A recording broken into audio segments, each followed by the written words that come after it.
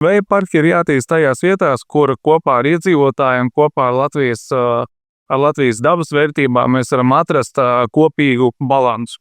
Un tāds Latvijā ir daudz. Un mēs, piemēram, netālu no Jelgavas, Lafloras purvā, tāda vieta ir, kur apkārt teritorija ir ļoti liels purvs un ļoti maz brīvi apdzīvots, kur nedz vietējām kopienām, kas dzīvo šajā teritorijā, ir kādi iebildumi, nedz arī no dažādām vides prasībām ir iebildumi.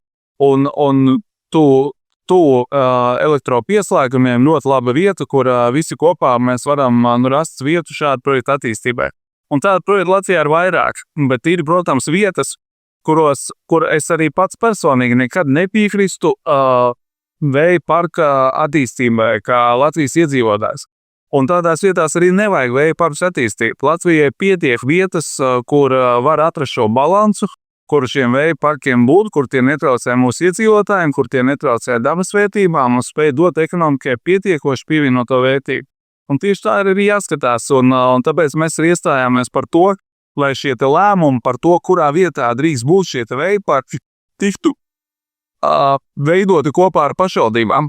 Lai pašvaldību deputāti vietējo kopienu pārstāvis būtu tie, kas palīdz atrast un izdomā kopā ar vietējiem iedzīvotājiem tās vietas, kur konkrētajā novadā būs, un pats galvenais, kur nebūs šie vēja parki. Un lai visiem skaidrs spēles noteikumi. Un tas, manuprāt, ir vienīgais veids, kādā veidā mēs varam sabalansēt un tiešām pozitīvi arī šos projektus tālāk attīstīt.